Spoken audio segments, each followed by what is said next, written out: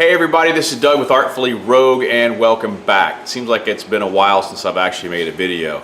There has been so much going on in the shop that I just really haven't had time to sit down and edit anything at this point.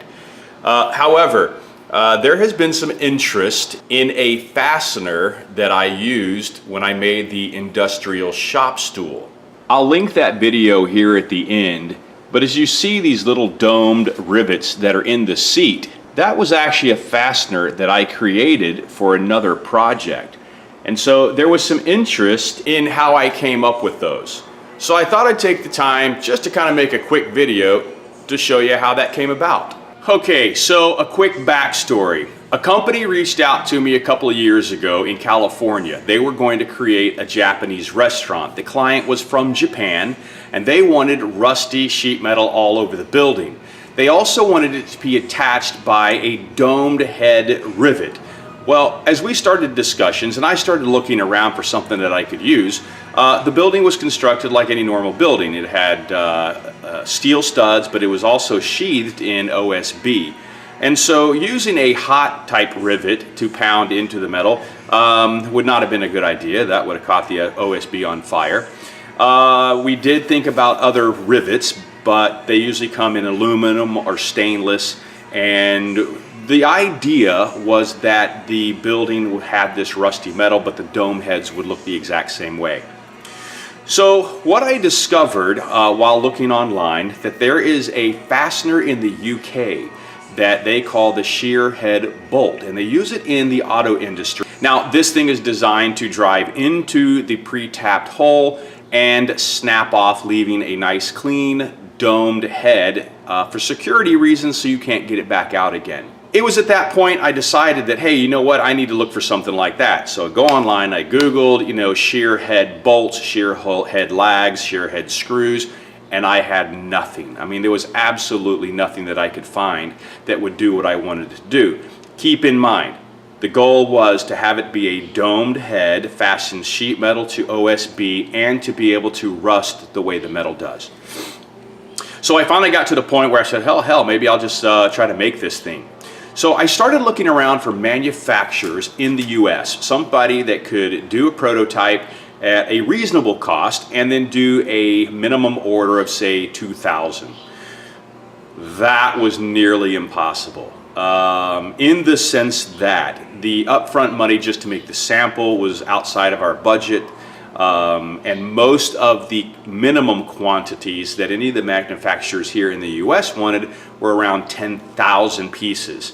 I'm not sure what I was going to do with 10,000 pieces if I'm only using 1,500 of those. I started looking outside the US and I found a company on mainland China. My main goal was to get a prototype to make sure that something like this was going to work and to get a small quantity that I can use. If this turned out to be something that was going to be used more often, then I would definitely take that design and take that prototype, go to a US manufacturer and say, hey, I want you to make 10,000 of these.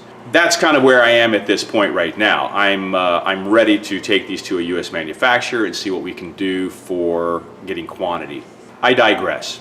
The process in which I had these made, as I started to draw this up and I got the drawings to the manufacturer, we were going back and forth via Skype. Now I'm in Phoenix, Arizona, they're in China, and so timing was, a little bit more prolonged. My drawing, it went to China, they made some corrections, I made some corrections. We did that for probably about a week, and we got to a point where now we're ready to go into a prototyping phase.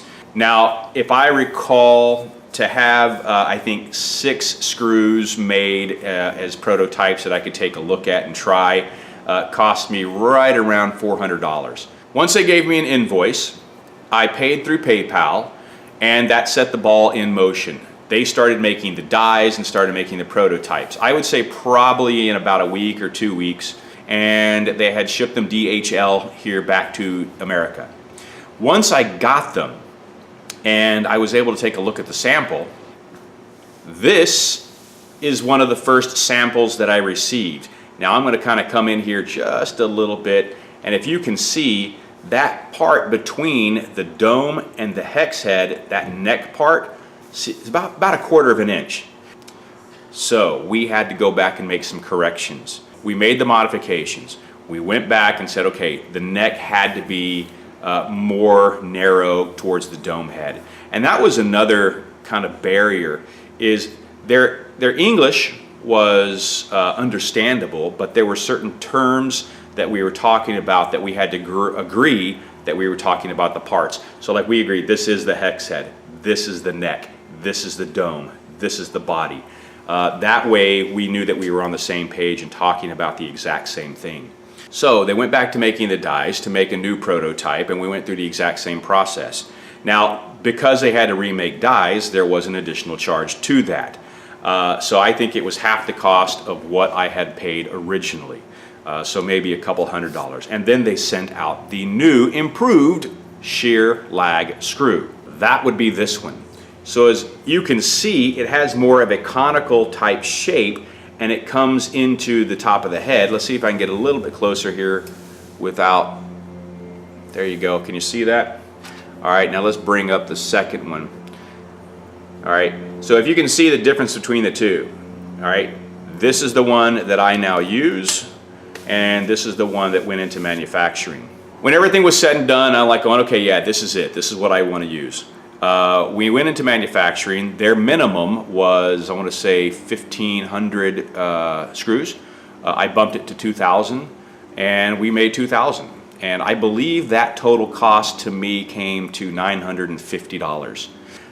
In order for this to work properly, you have to drill a 1/4 inch hole into your surface, and once it bottoms out, it knocks that head right off. As you saw in the industrial stool video, again, which I'll put a link here to the end. So really that's it. It was as simple as that. I think we talked for a period of 6 months, and a lot of that just had to do with, you know, timing and days, and there was a couple of Chinese holidays in there, and when they have holidays, they don't work. They actually take those times off, unlike here in America where we work every day, 24 hours a day, 7 days a week it seems. So here's what I'm going to do though. I am going to now start putting these on my Etsy store. Now I've only got about 1,500 in the box, and the reason I have 1,500 is because the whole project that I designed these for fell through, and it never even happened. And I ended up with 1,500 of these shear lag screws that I use on occasions.